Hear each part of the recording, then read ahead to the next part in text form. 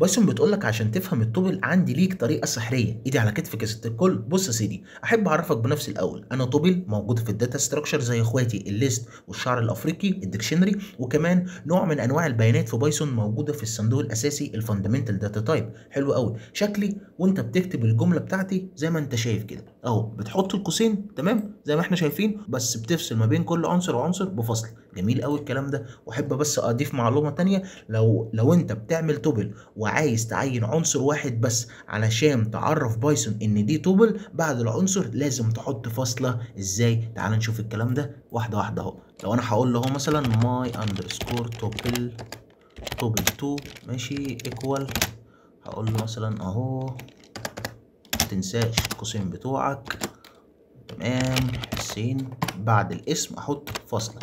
عايز اقول له اهو بقى برنت اطبع لي، عايز اتاكد ان النوع ده توبل، هستخدم البيلت ان فانكشن التايب اهو بكل بساطه التايب تمام عشان اعرف النوع لو انت فاكر تمام. وبعدين هحط المتغير بتاعي ماي توبل ماي اندرسكور توبل 2 تمام قشطه. شغل الكود بعد اذنك.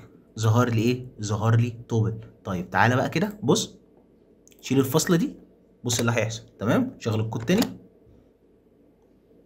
اتقرا ايه؟ اتقرا سترينج. يبقى لو انا شغال على عنصر واحد بس جوه التوبل لازم احط بعد العنصر ده فاصله. ليه؟ علشان بايثون تفهم ان دي توبل، ما تقراهاش سترينج زي ما انت ما شفت لما شلنا الفاصله اتقرت سترينج. وضحت كده الصوره؟ جميل قوي الكلام ده. واحب اقول لك ان زي اختي الكبيره ليست بالظبط، بس الفرق اللي ما بيني وما بينها اني انا اميوتبل، واظن عرفت يعني ايه اميوتبل، يعني غير قابل للتغيير. طالما عملت العناصر بتاعتي مش هقدر اغيرها تمام. طب ازاي الكلام ده؟ تعالى نتاكد برضو ونشوف الكلام ده سوا. امسح كده سوا، امسح بس الحوار ده كده. وعايز اقول له مثلا change underscore my underscore توبل تمام ايكوال مين بقى؟ ايكوال الماي توبل تمام. عايز اقول له اندكس مثلا الاتنين تمام. هقول له ايكوال، عايز اغيره مثلا اهو حسين مثلا تمام. اقول له مثلا برنت مين اهو change my توبل تمام. حلو قوي. اقول له شغل الكود كده بعد اذنك، بس نضف بس الدنيا دي عشان كل حاجه تبان قدام منك. شغل كده بص ظهر لي ايه؟ قال لي طيب ايرور التوبل اوبجكت doesn't support item assignment. ليه يا عمنا؟ علشان دول immutable، علشان التوبل immutable. طالما انت عينت القيمه بتاعتهم، طالما عينت العناصر بتاعتها بتاعت التوبل ما تقدرش تغيرها. زي ما انت شايف اهو، انا ما عملتش اي حاجه هنا جديده، احنا كل ده خدناه اهو. انا بقول له الماي توبل دي اللي هم دول الاندكس 2 0 1 2 اللي هي مارس، عايز اشيل مارس واخليها حسين. ينفع؟ لا ما ينفعش. ليه يا معلم؟ علشان العناصر بتاعت التوبل مالها immutable. جميل قوي. العناصر بتاعتي مرتبه، يعني اقدر اوصل ليها عن طريق المربعات الاندكس، واظن احنا عارفين ازاي بكل بساطه اهو برنت تمام. عايز اقول له برنت مين؟ اقول له برنت ماي توبل اندكس 0 مفيش اي مشاكل تمام. اللي هي دي جينيوري تمام اهو. شغل الكود معلش نعمل بس دول ايه دي كده كومنت علشان ما تطبعش. شغل الكود طلع لي اهو يناير. حلو الكلام اهو، مفيش اي حاجه جديده. يعني معنى ذلك ان في التوبل اقدر اوصل للعناصر بتاعتي عن طريق مين؟ الاندكس المربعات. جميل قوي الكلام ده. عندي ايه تاني؟ قال لي وكمان اقدر استخدم السؤال علشان اتاكد ان العناصر دي موجوده في التوبل ولا لا. ايه هو السؤال؟ لو انت فاكر السؤال انا هقول له اهو print، افتح الاقواس بتاعتك، هقول له بقى هل مين؟ عايز ادور مثلا على مارس اهو مارش. هل المارش ماله موجود فين؟ ماي توبل. شغل الكود بعد اذنك. طبعا اللي تحت مين؟ طبعا اللي تحت ترو. ينفع استخدم السؤال. حلو قوي الكلام ده. كل ده احنا ايه؟ مفيش اي حاجه جديده خدناها، احنا كل ده على وضعنا زي ما احنا. حلو. واحد بقى ربنا يبارك له بيذاكر ورايا اول باول هيقول لي طيب يا حسين انا مش شايف غير اختلاف واحد بس بين التوبل والليست، ان التوبل مالها اميوتبل. اتعملت ليه بقى؟ ولا هي فايدتها ايه اصلا؟ ما انا ممكن استخدم الليست دي وخلاص. طب اسحب كلامك بسرعه عشان ما ازعلش منك، وتعالى النادي على ميكانيكي حل المشاكل. ميكانيكي حل المشاكل يدخل ويقول لي ان فوائد التوبل دي مهمه جدا. طب ليه يا ميكانيكي؟ قال لي فكره التوبل دي معموله علشان تخزن فيها الداتا اللي متعلقه بالثوابت. يعني ايه الثوابت؟ تعال نشوف كده. لو انت خدت بالك في البدايه خالص اهو وانا كاتب لك وانا بعرفك على التوبل، انا خزنت ايه جوه التوبل بتاعتي؟ خزنت الشهور. هل الشهور بقى دي بتتغير؟ اكيد لا. يبقى مبدئيا كده انا عرفت اني بخزن في التوبل ثوابت زي ايه تاني غير الشهور. طيب معاك الشهور، معاك الاسابيع، معاك الايام، ومعاك برضو حاجه اسمها الكوردينيتس. ايه الكوردينيتس دي؟ اللي هي اهي، اللي هي الاحداثيات. ايه الاحداثيات؟ دوائر العرض وخطوط الطول. واللي بستخدمها فين؟ في الابليكيشن. لو انا شغال على ابليكيشن مثلا زي اوبر، محتاج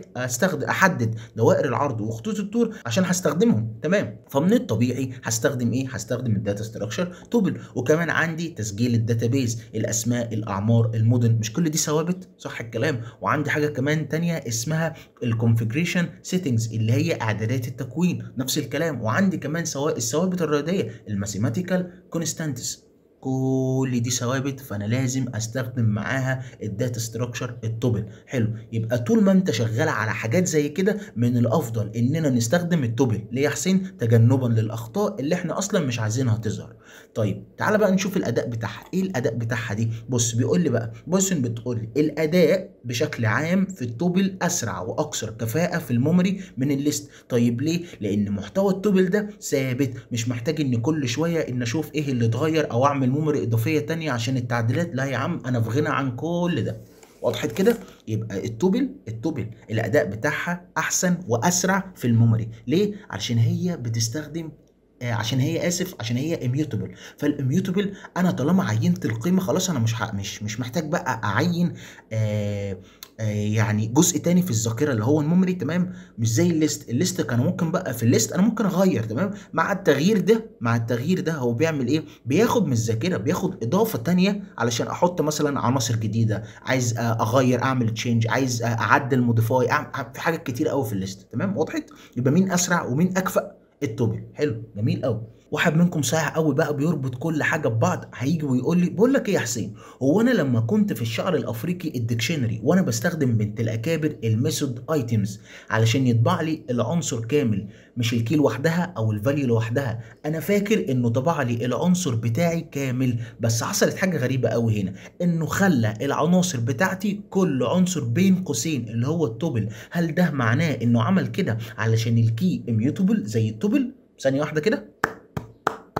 عبقري، يلا اقسم بالله. عاش قوي، برافو عليك. بص تعالى بقى نشوف الكلام ده زي ما انت شايف كده. تعالى بس نشيل ده الكومنت ده. بص انا عملت اهو الديكشنري بتاعتي، مفيش اي مشاكل. الشعر الافريقي اهو، وحطيت الكي والفاليو وبفصل ما بينهم بالكولوم. تمام. وبفصل ما بين كل عنصر وعنصر بفاصله. حلو قوي. انا عايز اقول له ايه هنا؟ بص عايز اقول له، عايز استخدم بقى الميثود بتاعه الايتم اهو، برنت. تمام.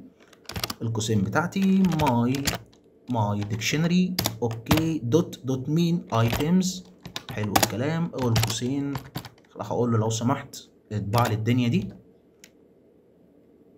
حلو. بص ظهر لي ايه هنا اهو، الديكت اندرسكور ايتم. دي اعتبرها كده فيو للديكشنري، بيبين لك الشكل العناصر هتبقى عامله ازاي. حلو قوي. بص بقى، عندك اليوزر نيم والبابا فوس اللي هو الكي والفاليو، حطهم لك ما بين ايه؟ ما بين قوسين اهم قوسين اهو. القوسين دول يا معلم هم دول التوبل.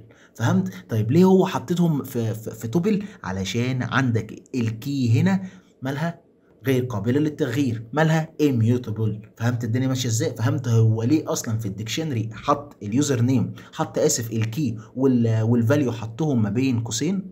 تمام. اللي هم التوبل. وضحت كده الصوره؟ حلو قوي. واخر حاجه جايب لك خبر حلو قوي في التوبل، وهي فيها 2 بس ميثود، 2 بنت اكابر. مين هم؟ وانت خدتهم، اللي هم مين؟ الكاونت وعندك الاندكس. حلو. تعالى واحده كده نشوف الكاونت. لو انت فاكر الكاونت كانت بتعمل ايه؟ الكاونت بعرف العنصر بتاعي في كام واحد منه في قلب الليست، نوع العنصر ده في كام، قد ايه منه جوه في قلب الليست. مثلا هقول له اهو بكل بساطه، عايز اقول ماي اندرسكور ماشي توبل اهي، دوت مين بقى؟ دوت كاونت. تمام. وهحط مين جوه؟ هحط ابريل. اوكي. بس تعالى كده ونطبع الدنيا دي اهو، برنت. اوكي. هنا في الاخر خالص روح احط اقفل القوس. حلو قوي. شغل الكود كده بعد اذنك. ظهر لي كام؟ في 3. طب تعالى نعد كده، هما في 3 فعلا.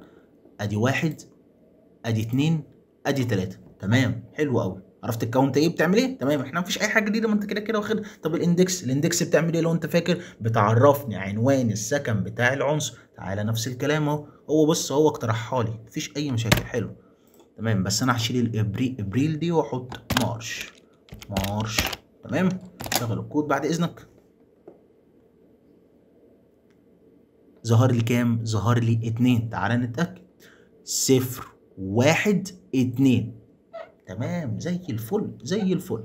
من صايع برمجه بقى وعالمي تمام يقول لي ليه التوبل ما فيهاش ميثود كتيره وفيها 2 بس؟ جاوبني في الكومنتات، مستنيك. انا حسين الدرملي، ودي برمجه بالبلدي. سلام.